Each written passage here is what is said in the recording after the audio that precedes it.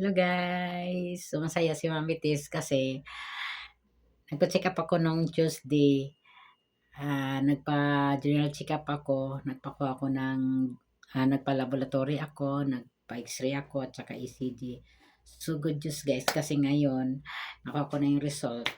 So yun, okay naman.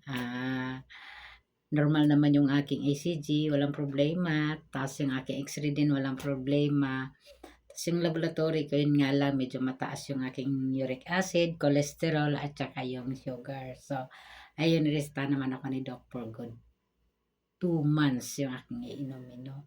So, pang once a day lang. Pero ang ininom ko, doon sa sugar at saka cholesterol, yun lang. So, kaya sa mga nanay dyan, tulad ko, pag once pala sabi ni Doc, pag tumungtong tayo ng 40, kailangan na natin magpa-check up para ay maagarang magamot kung ano man yung ating naramdaman. Kasi ako guys, tinanong ako ni Doc ano yung mga naramdaman ko. Sabi ko, pag pagod ako, sumasakit yung likod ko, tapos sumasakit yung dibdib ko, ganon.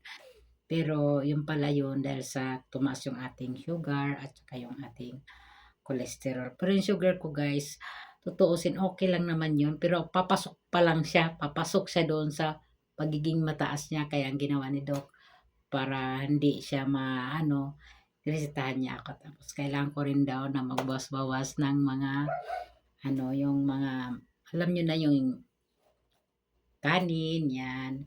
Tsaka yung mga matatamis na bagay. Pero sabi ko naman kay Doc, ay magto 2 weeks na akong nag-exercise, tsaka yung rice ko naman ay red rice. Sabi niya maganda yun. So, sa ngayon, kailangan nating disiplinahin ang ating sarili. Kaya sa mga kapwa kong nanay dyan, sa mga edad na alam naman natin, no? Kailangan talaga nating disiplinahin natin yung ating sarili. Huwag tayong basta-basta kumain ng masasarap. Alam nyo yun. Tapos sabi ko kay Doc, kasi ako Doc, pagka naramdaman ko kasi yung dito ko, kapag, lalo pag sermon ako, siyempre doon naman siya matakit, parang sumasakit. Sabi niya, iwasan ko na rin manermon. Iwasan ko naman. Siyempre dati yung mga nanay, hindi maiwasan yan kung totoo, hindi ba? Kaya ngayon, medyo komportable na ako, masaya na ako, ayun pala yun. Lagi naman talagang ganun ang result ng aking check-up result ng ating check-up pagka ako nagpapa-check up. Lagi yan, cholesterol, yan, mga ganyan, uric acid, sugar, ganyan. Pero yung sugar, kaya kong kontrolin yan.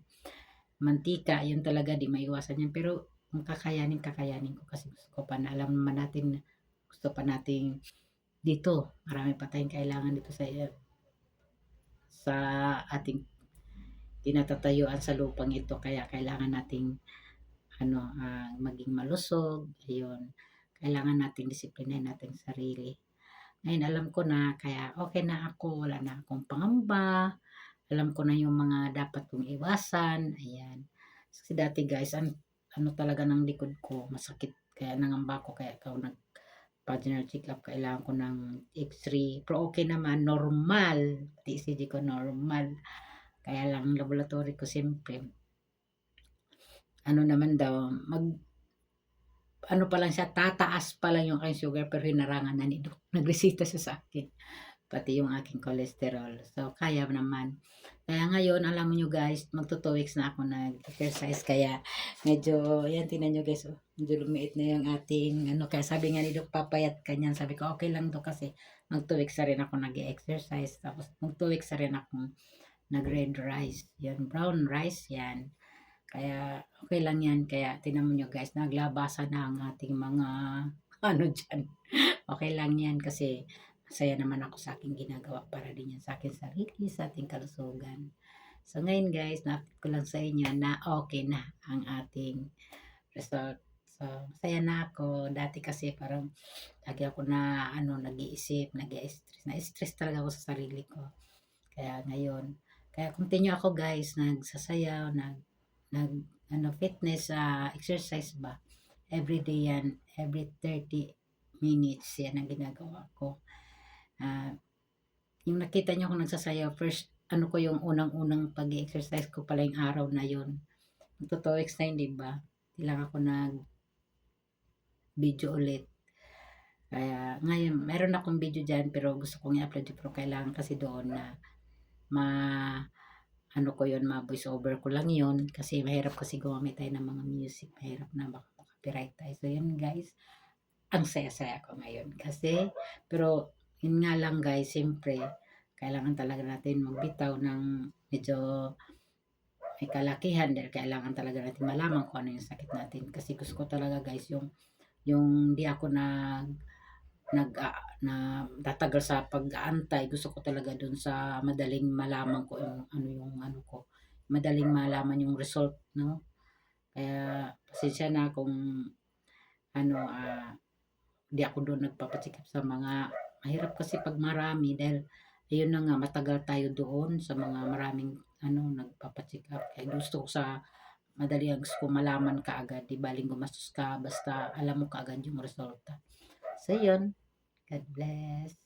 At masaya na ako kahit papaano eh alam ko na yung kung ano yung ano kondisyon ko. So dati pa naman ganito na talaga yung kondisyon ko no. Uric acid, tsaka yung cholesterol. Kasi kung minsan talaga pag alam mo nang okay ka na, ayan na naman bumabalik yung tigas ng ano natin, ulo. Ayun. So, yan guys, masaya na ako. So, ah, sana magtuloy-tuloy na to yung aking ginagawa para sa sarili ko. Yun lang. So, maraming salamat sa inyong pakikinig and sa support. At sa support tayo nabilaw kampas. So, ayun guys, bye-bye. Thank you for watching.